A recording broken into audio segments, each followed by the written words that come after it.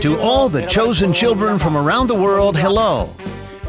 We've got so many things to share with you during this Digimon Con. I hope you're all enjoying it so far. Next up is a Digimon Anime Corner, where we'll be sharing various topics about the Digimon anime series. I'm Kinoshita, a producer from Toei Animation, and I'll be your host today. I'm in charge of the Digimon movies, but I still remember when I participated in a US event and how I was absolutely blown away by all the passionate Digimon fans who came to support us. It was an amazing feeling. Then and now, I'm always grateful that fans from around the world enjoy Digimon. So, let's get started with someone I'm sure you all know. A producer from Toei Animation, Hiromi Seki. Welcome. Hello, Digimon fans. I'm Hiromi Seki, a producer from Toei Animation. Starting with Digimon Adventure, I worked on 4 TV series and 3 short to mid-length films, From Last Evolution Kizuna, that Kinoshita-san and I previously co-produced, I guess you could say I'm now more of an assistant to Kinoshita-san on various projects currently in development, right? You're not an assistant, you're a super advisor. Well, that's how we're involved. Thanks for having me here. Thanks for joining us. Okay, today Seki-san and I would like to discuss Digimon Adventure 02, the new movie, and information on the new work that Seki-san mentioned. For the second half, we'll look into Digimon Ghost Game that's currently on air, including a discussion with the 2 series directors on Digimon Tamers, which celebrates its 20th anniversary. So please, enjoy. All right, let's get going. We announced the production of the new Digimon Adventure 02 movie, but I'd like to take this opportunity to look back at the Digimon world with everyone. We made a simple video that summarizes the key points, so I'd like to show it to you first. You might be overwhelmed with nostalgia. Let's take a look. Roll it.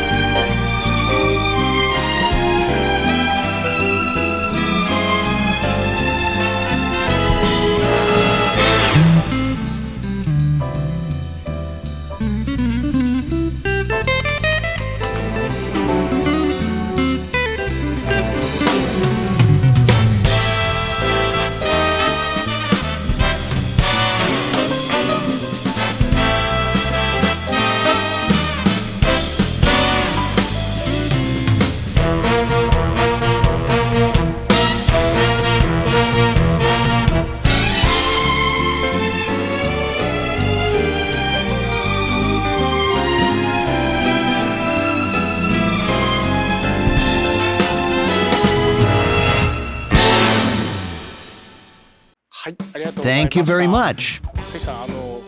You know, Seki-san, I've seen so many clips and content these few years in preparation for events and such that I don't feel very nostalgic. How about you? Memories came flooding back for me. Like the Digi-Team Complete? And it's been forever since I saw Digimon Emperor or DNA Digivolution this clearly.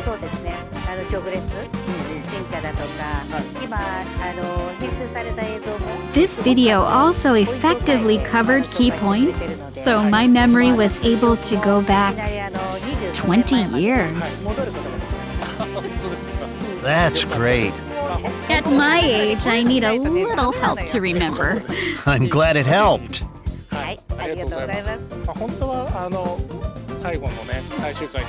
There were actually many more points I wanted to cover, like the story in the last episode with Oikawa, Ken-chan and his brother, but I couldn't fit it all into a 2-minute video.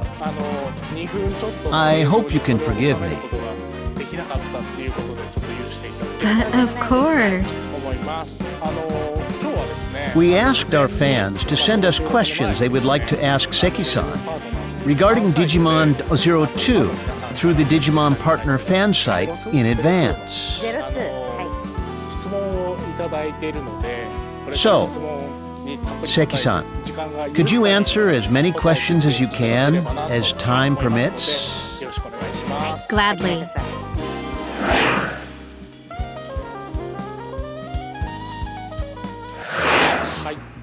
All right, I'd like to jump into the questions.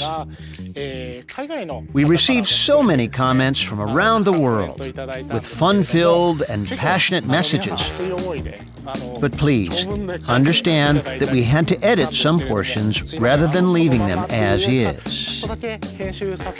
I'm very sorry, but we hope you understand it so we can fit in more questions. So, let's begin with this one. Question 1. It's from Ikutamon. Thank you for your question. In Digimon Adventure 02, I was impressed with Ken Ichijoji, regardless of whether he was good or bad. The more you look at him, the more you see the darkness of human nature, such as jealousy and inferiority complexes. I recall youth issues became more serious in the late 90s to early 2000s. But was this influenced by that? I'd like to know more about his story backbone. I think Ikutamon has picked up on an interesting point about the creation of Ken Ichijoji. Various issues about the younger generation were highlighted in Japan as well. But what surprised me the most was an article in the newspaper about a 9-year-old boy who was admitted to a college in the U.S. I was simply amazed at what a genius he is, thinking he must be very special. To begin with, Japan doesn't have this kind of system of allowing children to skip grades, but even so, I did have that boy in mind. I wondered what his future would be like. Of course, he'd entered college because he's a genius, so he might do some sort of specialized research. But after all, he's still only a 9-year-old boy. He would be spending his youth around college students who drink, smoke, and hang out with girls. Normally, he would have made friends with kids his own age. But in this situation, he'd spent time with older students very unlike his generation. Would college students ever consider a 9-year-old a friend? I got the feeling that as a 9-year-old, he was very smart, but he'd be very lonely.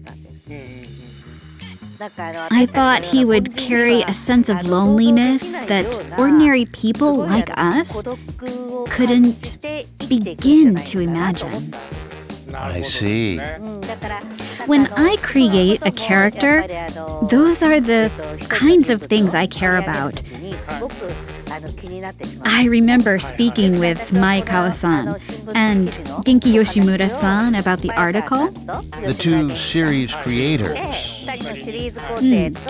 I clearly remember speaking with the series creators and Kakudo-san. Ah, I see. Children who progressed forward without interacting with others their age. That's pretty much Kenchan right there. Plus, there's that history with his brother and how he couldn't say anything to those around him and simply moved forward. That's right. That's why I try to incorporate such reality into the story of real children and events that occur in the real world. All right. Here's the next question from Zero. On making 02, please share an anecdote about any difficulties you encountered or particular details you're glad you stuck with. I'd like to talk about Digimon Hurricane that I made with the director Yamauchi-san. It's split into 2 parts, but it was almost going to be a single movie. Ah, the cinema version. That's right, the cinema version. I'm sorry it's not about the TV series, but I think Digimon fans probably saw the movie, so I'd like to share this.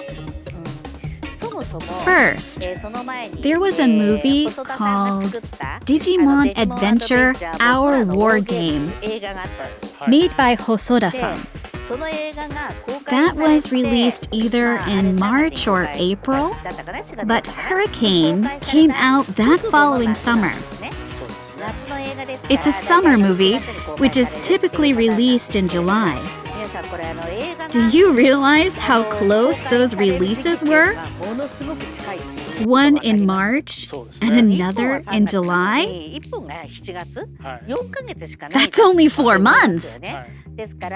Suffice it to say, it's impossible to make a movie in 4 months. So I began working on the script earlier. The plot got the green light immediately. The company okayed it as well. Then, the script progressed with Reiko Yoshida and Yamauchi-san. We decided to work on the first draft in Chiba during an intensive scriptwriting workshop. We got to our lodgings, and we were all ready to get going. And then, just as we were about to dive into the script, I get a call from my boss at our company who said, "Seki, I don't know how to say this. Something about the script. It's not quite right." Not the most welcome opener. So, I reminded him, "But you did look at the plot beforehand.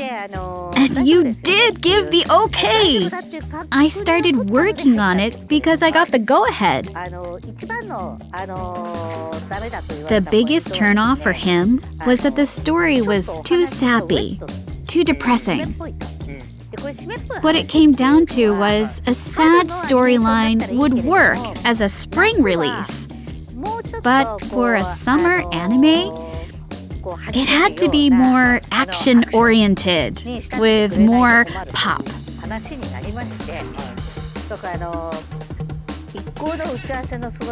So, on the day we were going to knuckle down on the first draft, I had to inform the others, "I'm sorry, but my boss just called and rejected the story." The director, scriptwriter, and even myself as I was saying this were all about to keel over. Obviously.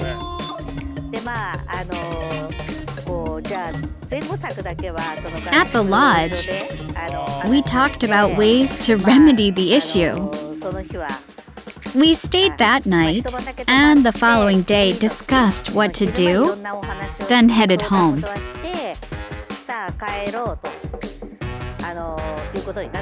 But actually, Reiko Yoshida and I had to whip up a new plot by Monday. But Reiko was exhausted, having just finished writing the rejected first draft. So I told her to take a break.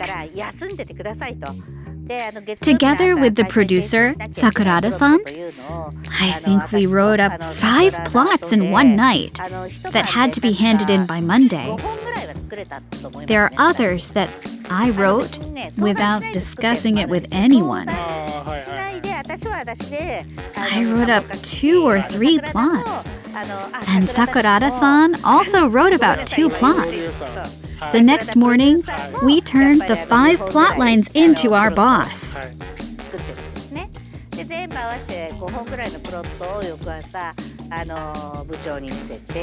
I guess like sneaking in a few curveballs. I've always loved mixing things in. Kind of like, here's the favorite, here's the dark horse, and here's what you wanted. See? It's action-packed. And about the rejected depressing plot, as a producer, I thought it was my duty to offer resistance and keep handing in melancholic plots. You know, as the on-site producer. I can't speak for all of the fans in the audience, but I thought Wallace's story was plenty emotional. I mean, really depressing, so to speak, but you're saying it was even more so at the start. As an example to the degree of sentimentality, one plot had a Digimon monster come to the real world to find its partner, which is so unusual. In the story, we had this idea of a Digimon coming to the real world among humans. While trying to find its partner, it feels desperately lost. That plot alone was interesting, and I wrote up both emotional scenes and action scenes, thinking it might get picked up. But the plot was a no-go. Wow, I see. Actually, I would really like to see that. Right? I do too. Of all the ideas that had to be tossed, there were parts that I really wanted to use.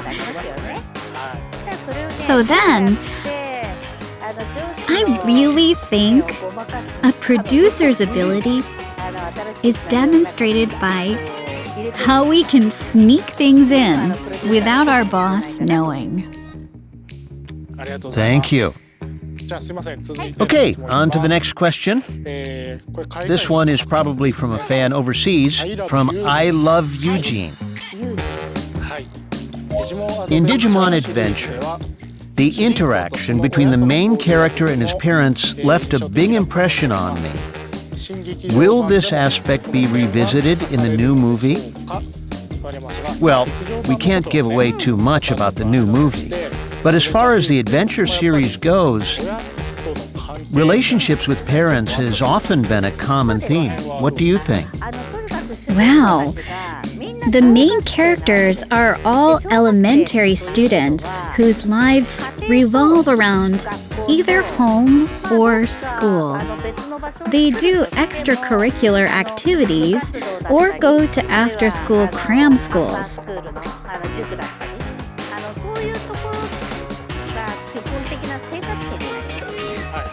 That's why for children, I think it's no different if we illustrate the characters at home or at school. This is why we chose not to limit the story setting at school.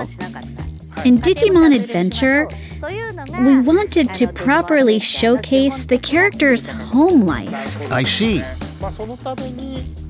That's why it was necessary to leave the digital world and return to the real world. That was a key element. That's right. The characters spend only about a day in the digital world, but for kids watching the show on TV, I'm sure they would have wondered, wouldn't their parents or teachers worry about the children if they were separated from their families for such a long time? You're right. Even with the fight at Odaiba in Adventure, they were with their parents. And in the final episode of 02, they were by their side. So, in that sense, when we portray children... I think it's absolutely vital to show them. Right. The parent-child relationship is an important factor. Thank you. All right. Let's head to the last question. This is from another fan from overseas. From Kirillian. Regarding the ending of 02, which is the world 25 years later, many fans thought that made it difficult to make Try or Last Evolution Kizuna. But have you thought about changing the ending for 02? I think this question is also directed at me, but what's your opinion, Seki-san? If you would have changed something, what direction do you think the series would have taken? You wouldn't think about changing the course of the story, right? No. No one knows what might happen in the world, whether it be 2027, which was shown at the end of 02, or 10 years from now. Because look at how much all of our lives have completely changed in just these 2 or 3 years.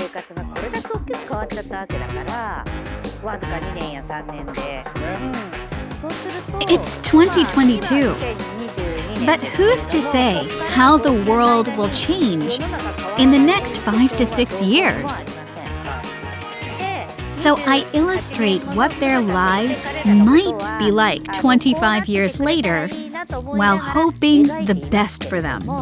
Right. Yeah, so as a creator, I show what I hope it would be like for the characters 25 years later. But actually, there's only 5 years left until 2027. And in the meantime, who knows? Japan might sink into the ocean, or wars might erupt around the world. In that case, Daisuke might not have a ramen shop anymore. Having a ramen shop might be an impossible luxury in such crisis. But I've never regretted showing a brighter future that I hoped would come true. Nor have I ever thought about changing it. But I'd like to say to the producers for the future Digimon series, a single tree has many branches from which leaves grow. With no leaves, there's no photosynthesis, and the tree itself cannot grow. So I think it's better to have a variety of branches and leaves. With that many more possibilities, it could reach the future of 02. And if the world is able to regain peace in the meantime, I'm sure they'll find that future. I understand. You're right. You know, when you come to think about it, what we had in mind when we made Last Evolution was the possibilities of what might happen around the year 2010.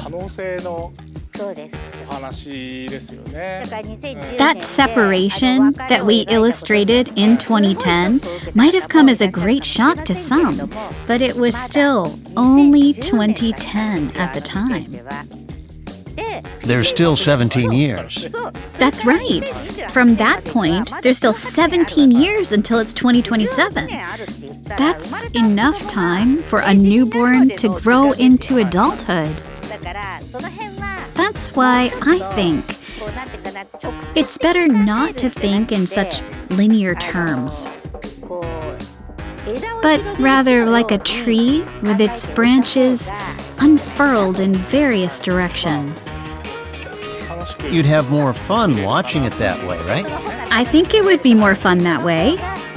And for those who watch that way, you might be able to imagine the new Digimon that have matured into various forms. So I hope that's how it turns out. Thank you very much for your many questions and comments. Thank you.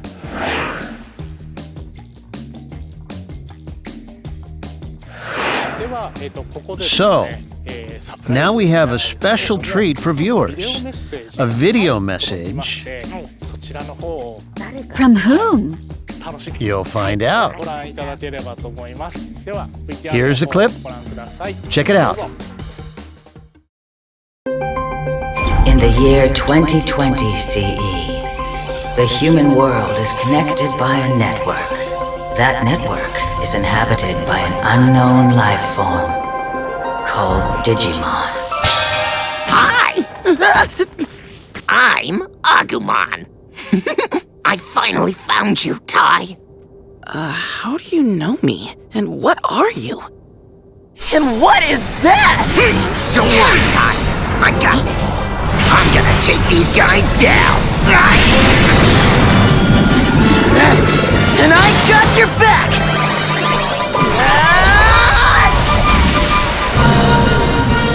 Finish him off, Agumon! Pepper breath! This is crazy! Agumon! Digimon 2!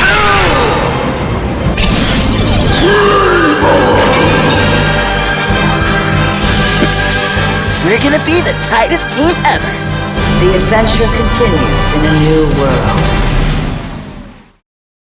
Yo, what's up, everybody? My name is Zeno Robinson, and it is an incredible blessing to be able to say that I am the English voice of Tai in Digimon Adventure 2020. I know, it's crazy, right? This is absolutely incredible. It's absolutely unbelievable. I'm so thankful. I'm so grateful. I watched Digimon growing up as a kid. Like, I was a Saturday morning cartoon guy. Digimon was my thing. Me and my friends would sing the theme song on the playground. Digimon, digital monsters, Digimon are the champions. So, like, this is a property that has grown up with me, that I grew up with, and it's a part of my foundation, and it is an incredible honor to be able to provide art for it as well. And yeah, I can't wait for you all to watch the dub. Please go check it out. It's gonna be so good. Everybody sounds so good. We're working so hard, and you know I'm gonna give it 150,000%. I am definitely trying to make this some of my best work. So please go check it out, and I will see you in the digital world. Peace. Hey, what's up all you Digimon fans? My name is Ben Diskin, and I'm so proud to announce that I voice Agumon and all of his forms in Digimon Adventure 2020. Getting this role means so much to me because I'm basically pulling a reverse Chika Sakamoto. She was the voice of Agumon back in the 90s and then went on to voice Shoutmon in Digimon Cross Wars, or Digimon Fusion as we called it. And I'm basically going the opposite direction. I voiced Shoutmon in the original Digimon Fusion dub, and now I'm voicing Agumon, baby. So I can't wait for you guys to see this awesome new English dub. We've put so much heart and soul into this thing, and I hope you guys enjoy it. Welcome back to the digital world. Woo! All right, thank you very much. We received these messages from the US. Right now, they are making the English version of Digimon Adventure, which aired in Japan in 2020. したりしてましたけれども、その英語吹き替え版ですねを準備中っていうことで、新キャストの So we had the voice actors, Zeno Robinson, who plays Tai, and Ben Diskin, who plays Agumon, send us their messages. からメッセージいただきました。 For all of our fans in the US, watch out for more announcements to come. どうですかIt's great that both of them do such a wonderful job of capturing the feel of the characters, and their voices fit so naturally. Definitely. And Zeno, the voice actor for Tai, said that he used to watch the show as a kid, Amazing. so he knows the character well. He must. であれですね Ben Diskin, who played the role of Shoutman in Digimon Fusion, the same character Chika-san played, 役ですけど but this time he's playing the role of Agumon and gave us such a message. そういうメッセージでしたね。本当あれですね Even overseas, Digimon has seen such an amazing and varied evolution. Some that watched the show as kids have grown up to become voice actors, right? I'm sure the kids who watch the show growing up will also be the next generation of Digimon creators joining our company. Right. Digimon is quite popular in many countries around the world, 国でも大人気ですけど so も there's a lot to look forward to. This is really exciting. Yeah. ありがとうございます。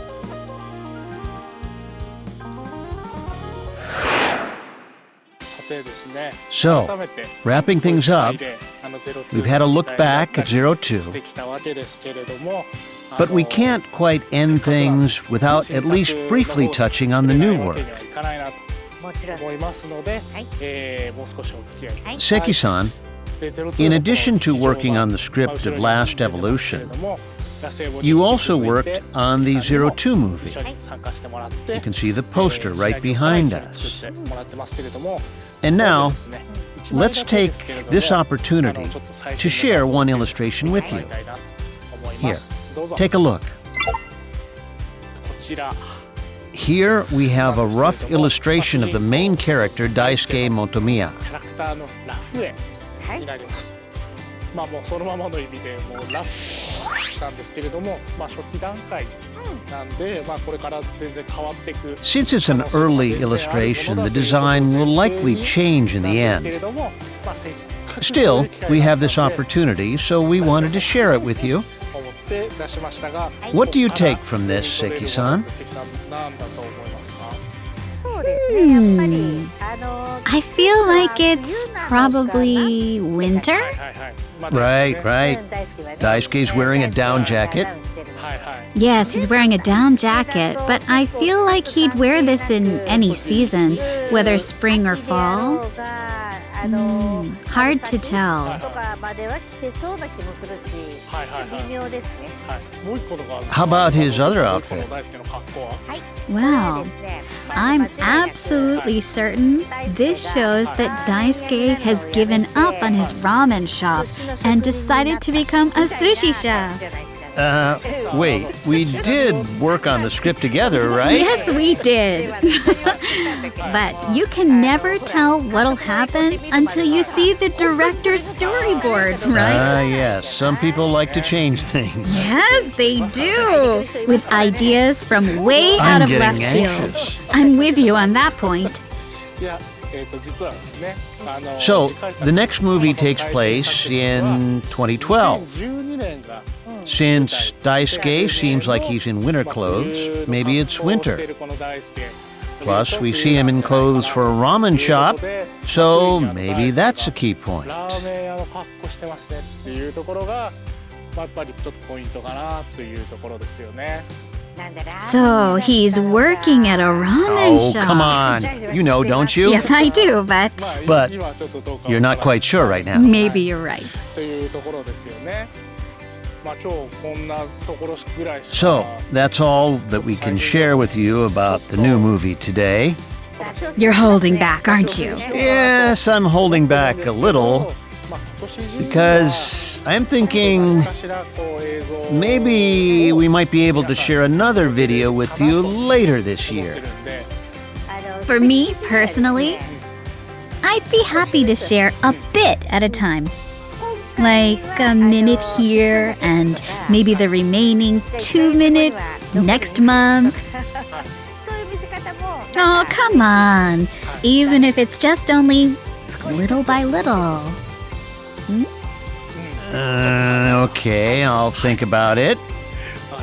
In any case, I'd really like everyone to look forward to this as well. That's right. Thank you very much. Seki-san, thank you for your time today. It was my pleasure. This is the end of the Digimon Adventure 02 Corner. But after this, we have a Q&A panel with 2 directors Seki-san knows well. Masatoshi Chioka from Digimon Ghost Game and Yukio Kaizawa from Digimon Tamers are coming up. Let's tune in together. Chioka-san, Kaizawa-san, take it away. Enjoy! Thank you.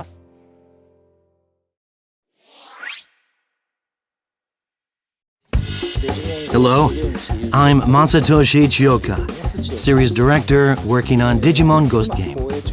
Since it's currently on air, there are some things we can't discuss yet, but I hope to share other info. I'm Yukio Kaizawa, a director from Toei Animation. With Digimon Tamers reaching its 20th year, I wonder if fans still remember, and I'm a bit worried about my own memory too, so it would be great to reminisce together. My comments may have changed from the TV series 20 years ago, but please look at it as Tamers digivolving within me as well. I hope you enjoy our talk today.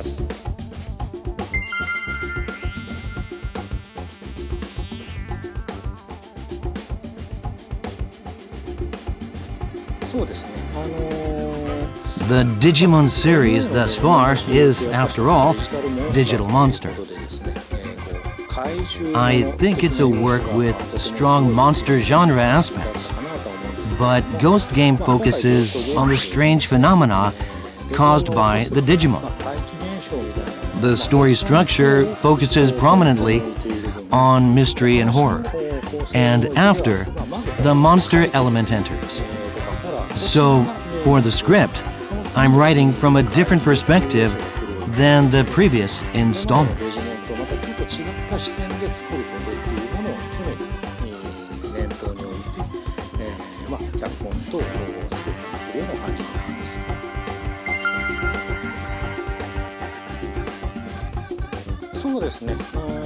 The story revolves around the 3 main characters, Hiro, Ruri, and Kiyoshiro. But it's also about the relationship with Gamamon, Angoramon, and Jellymon. So I hope to show something new and fun as the story progresses, such as their developing relationships with these Digimon.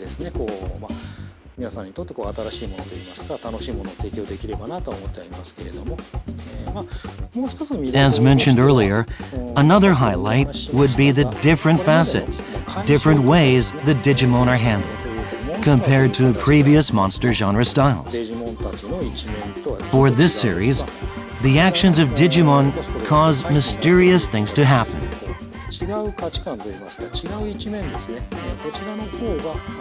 Compared to previous works, I think this series zooms in on the strange phenomena, which can bring about surprising, unexpected factors and show a new side of Digimon. So, if you can enjoy this variation, I think you can also find different perspectives to be fun.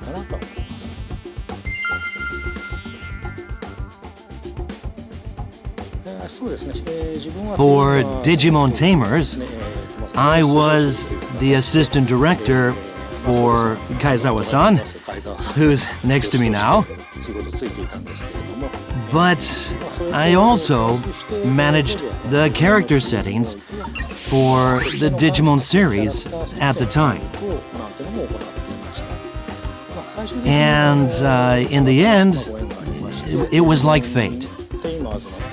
I began directing the Digimon Tamers storyboards from, I think, episode 48 onwards. So, this was my directorial debut.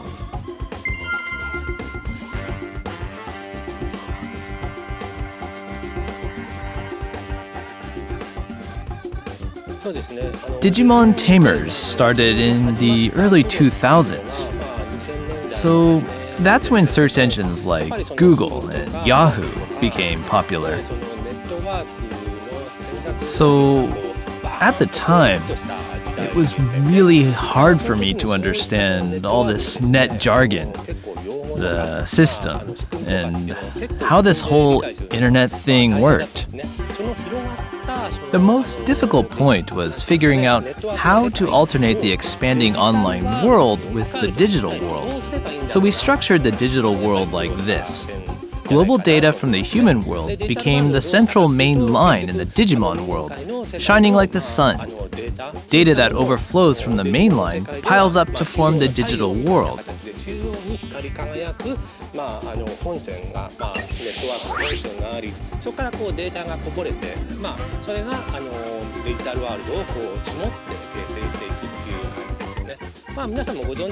As you know, the internet is the continual copying of data memory.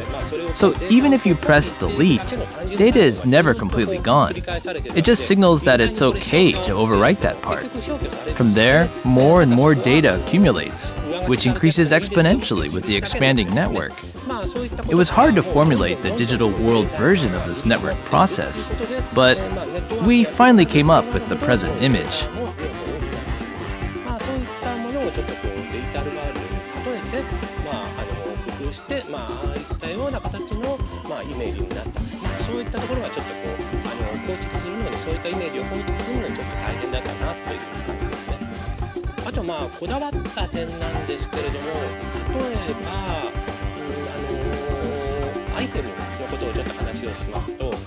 Regarding items characters use, Pretty Cure, for example, had cute accessories targeted for girls that children would be happy to wear.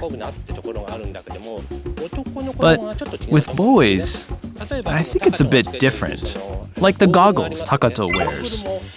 It didn't seem right to have him wear something just as decoration. If an item can't be used, it's not interesting. So I came up with using some sort of eye protection when they go between the real and digital worlds. Rika and Henry wear sunglasses. So I was rather particular about item use.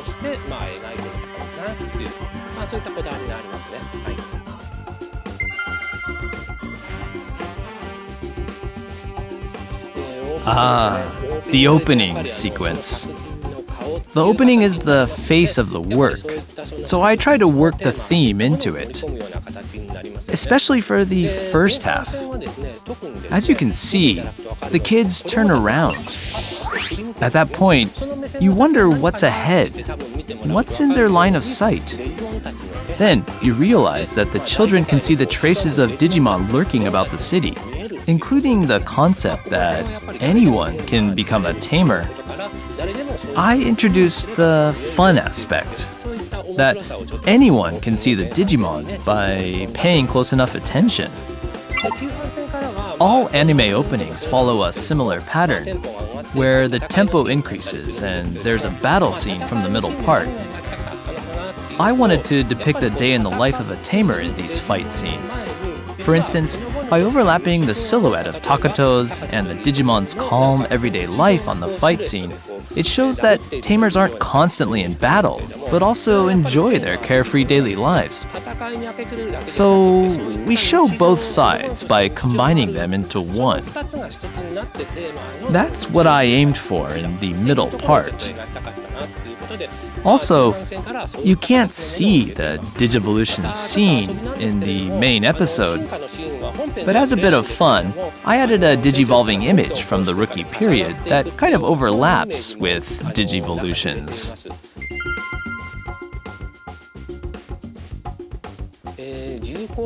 I think I've depicted the digital world fairly realistically. On profoundness and theme, I guess I wanted to convey realism, sensory or otherwise. Like, Takato plays with Gilmon, like Gilmon is a true friend. I really wanted to share that experience with the audience, so they could get a feeling of what it would be like if the Digimon were actually there. With that starting point, the children grow up.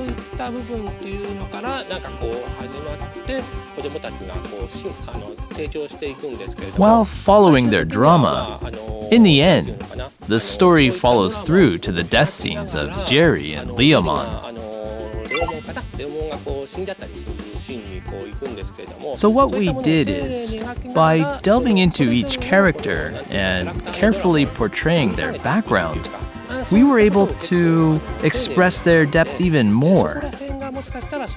So of course, the reality of the digital world is a key aspect, but the dramatic depth and gravity is just as appealing in this series.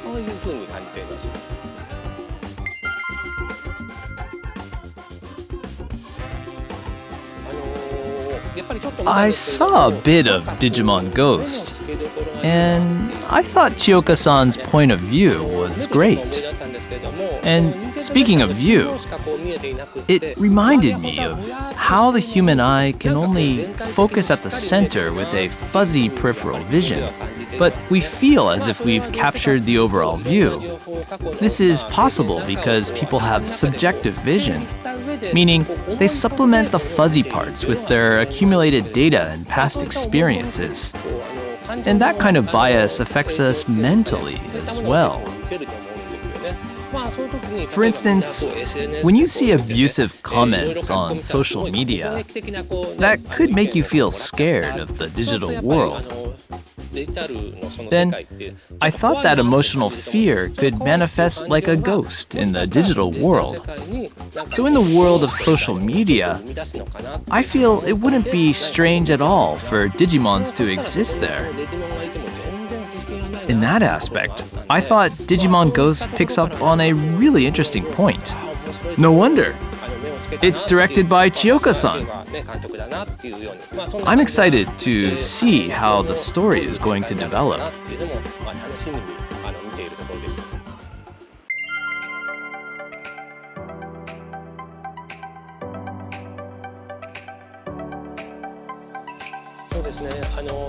So there's a combination of three people.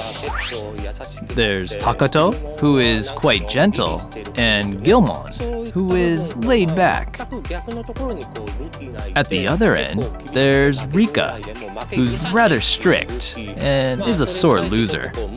With her is Rinamon, who is serious and reserved. Kind of in between, you could say, would be Henry and Terriermon. And we're not quite sure what Terriermon is going to do. So those were the three sets of characters. So regarding the characters' personalities, at the start, each character made one-sided requests about what they wanted. Like, I want this kind of friend, or I want this kind of partner. But as the story progresses, they begin to understand and respect each other. And when the Digimon finally digivolve, their minds and bodies become one. Considering this story content, when we looked at the character settings, we needed to make sure the three sets of characters were all different. So that's how we composed the characters.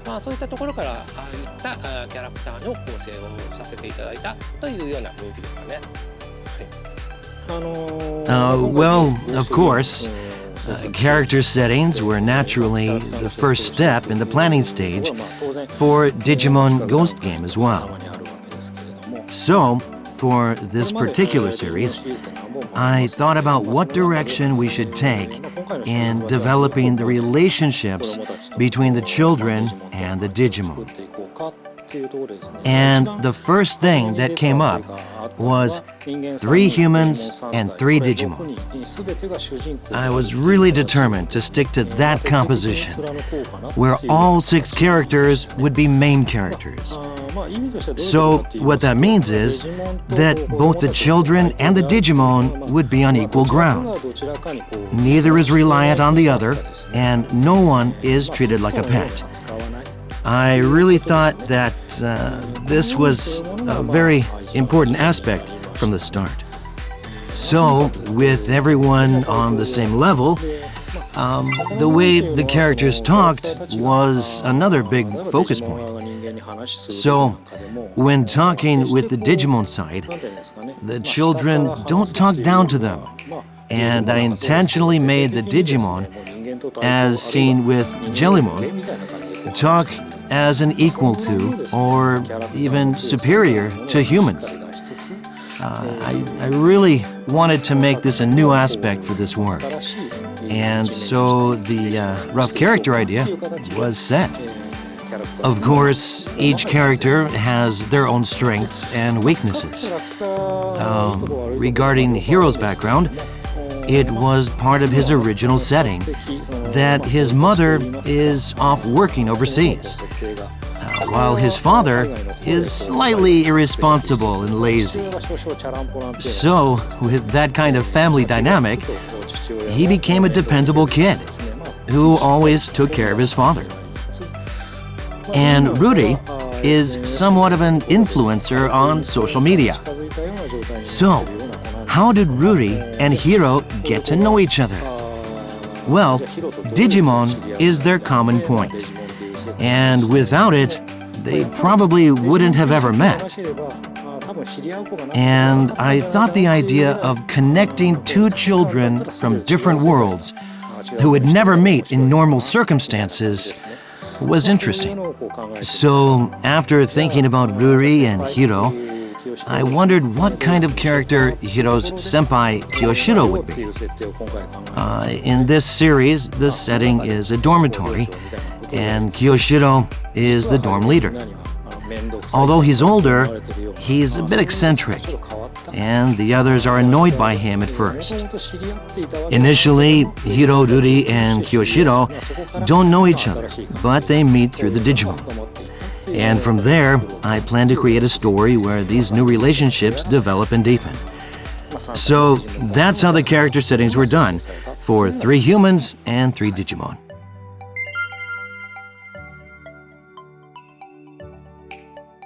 The Digivolution Bank is like the main face of Digimon. It's what the children are looking forward to the most, so I think each director stresses over it. And yes, I gave it a lot of thought as well. But I think the first impressions, first ideas that come up are important. I'm sure some can relate to this, but what popped up in my head was the emergence of insects. Emergence, where caterpillars become butterflies. The caterpillar transforms while it is in the chrysalis, and when it breaks free, a butterfly emerges. Its body completely changes into something with different characteristics and abilities. In addition to this surprising factor, what came to my mind was how insects risk everything in this process of transformation. As the digivolution of Digimon is also difficult, I wanted to reflect that critical moment of change, expressing something that could be life-threatening. As the outer layer of the Digimon's skin peels off, a new body is formed inside. But in that moment, it looks as though it's painful.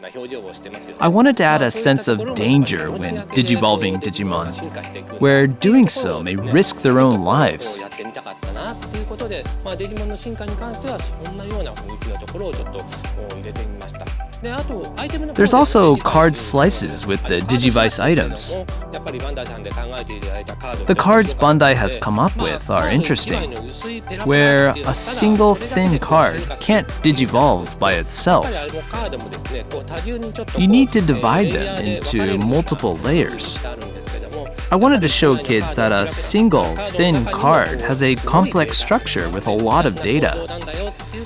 And as I mentioned earlier, the Digimon risk their lives for this. I completed the Digivolution scenes by detailing the uniqueness of the items and digital medium. For the Digivolution scenes, the flow leading up to each one is related to the character setting. Digimon Ghost Game doesn't deal with the so-called master and servant relationship. I mean, they are equals after all. So then, what does it mean to digivolve? Well, it's when the feelings of both the Digimon and humans are aligned, when they are in sync. The Digivolution Bank and Digivolving scenes are based on the concept that the Digimon digivolve because they want to.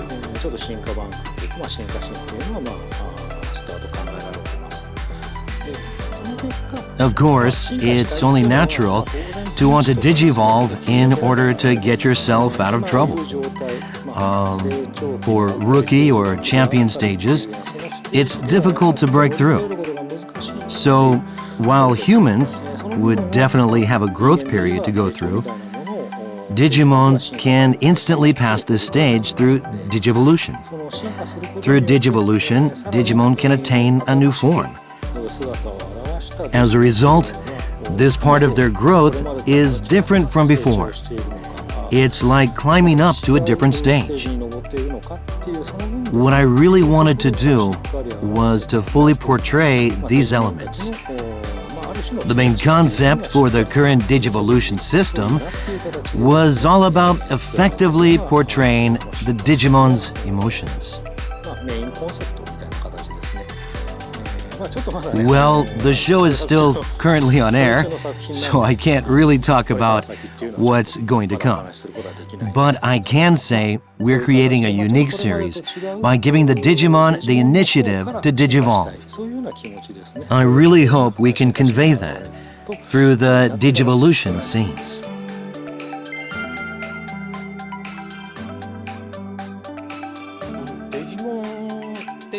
Digimon are, after all, monsters.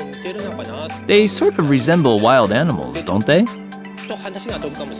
This may seem unrelated, but I'd like to share this interesting story. I'm originally from Nagano Prefecture.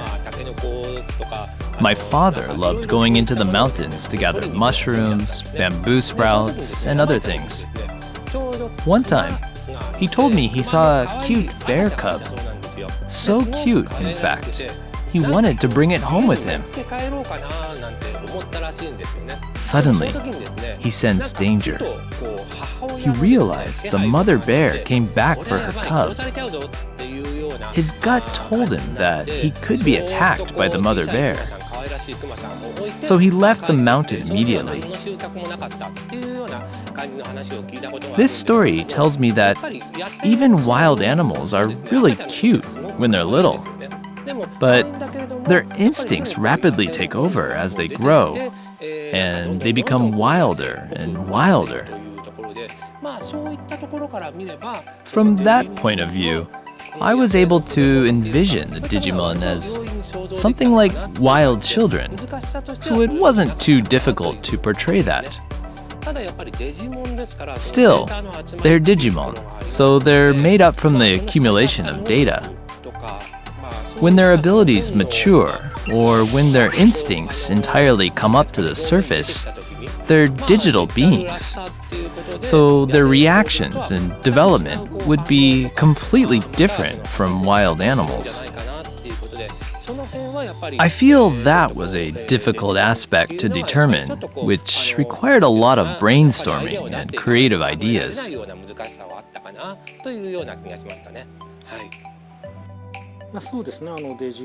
Okay, so the question is it difficult to create the Digimon with both animal and childlike characteristics? Well, it's not that difficult to anthropomorphize or give them human characteristics. But, as Kaizawa-san just mentioned, there are things we have to figure out first. You need to think about the type of creature it is and what behavioral traits it may have. It needs to have traits like a child, but we can't really treat it like a human child. So with Gamamon, as an example, we need to think about what sort of environment he would live in and how he would respond. In comparison to the digital world, how would they react when they enter the human world?